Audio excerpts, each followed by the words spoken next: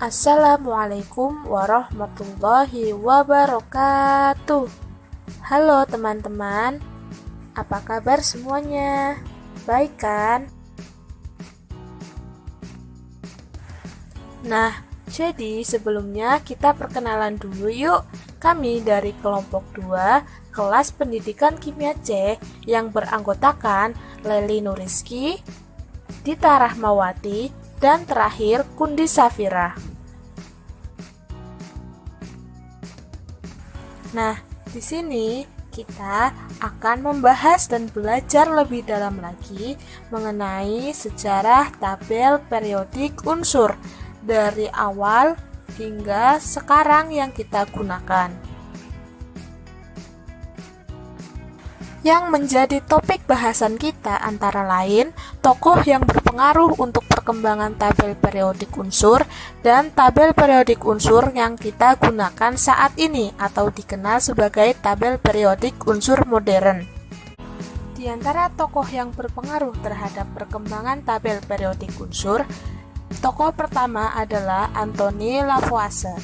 Ia sendiri merupakan seorang ilmuwan atau kimiawan yang berasal dari Paris, lahir tahun 1743. Lavoisier berhasil mengelompokkan 33 unsur. Pengelompokannya ini berdasarkan pada sifat kimianya. Ada 4 kelompok unsur.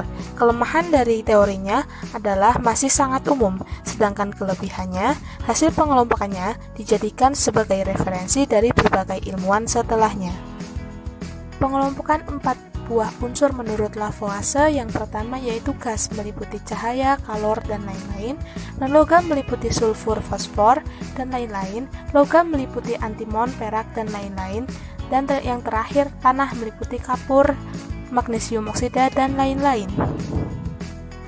Tokoh selanjutnya yang berpengaruh terhadap perkembangan tabel periodik unsur adalah Johann Wolfgang Dobereiner. Tahun 1829, seorang profesor kimia dari Jerman yaitu Dobereiner mengelompokkan unsur-unsur berdasarkan kemiripan sifat-sifatnya. Adapun kelemahan dari teori ini adalah pengelompokan unsur ini kurang efisien dengan adanya beberapa unsur lain dan tidak termasuk dalam kelompok triad. Kemudian, kelebihan dari teori ini adalah adanya keteraturan setiap unsur yang sifatnya mirip massa atom suatu unsur.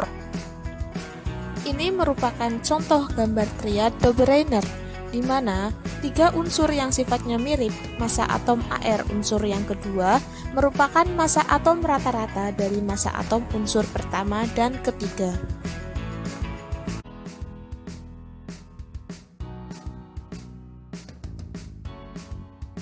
Pada tahun 1865, John Newlands mengklasifikasikan unsur berdasarkan kenaikan massa atomnya.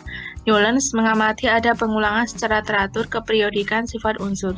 Unsur ke-8 punya sifat mirip dengan unsur ke-1, begitu juga unsur ke-9 mirip sifatnya dengan unsur kedua dan seterusnya.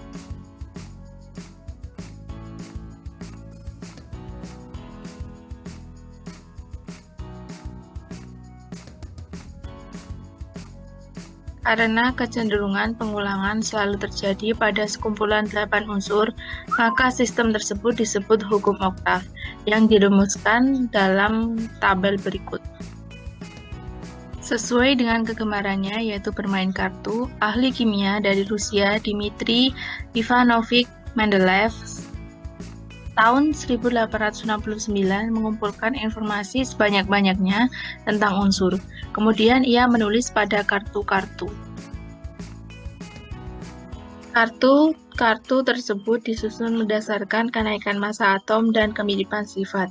Kartu dalam kolom yang sama disebut golongan dan pada baris yang sama disebut periode.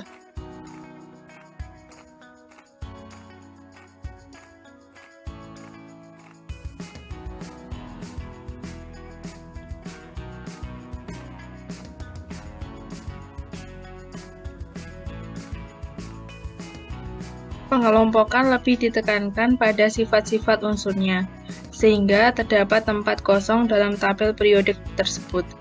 Karena Mendeleev menduga akan diisi oleh unsur-unsur dengan sifat-sifat yang mirip, tetapi pada waktu itu unsur tersebut belum ditemukan.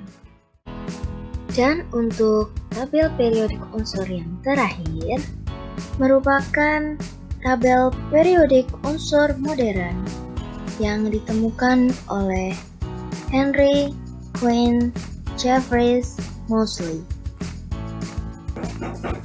Pada tahun 1913, Moseley berhasil menemukan bahwa unsur-unsur di dalam tabel periodik unsur sesuai dengan kenaikan nomor atom unsur dan kenaikan sifatnya.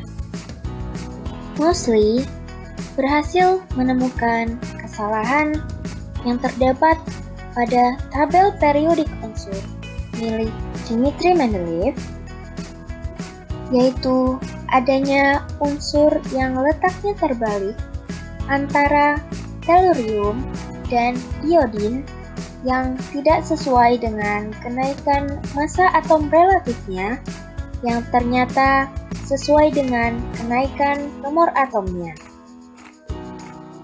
Dalam sistem periodik unsur milik Moseley, terdapat 7 periode, 8 golongan A, dan 8 golongan B. Berikut ini merupakan tabel sistem periodik unsur milik Henry Moseley.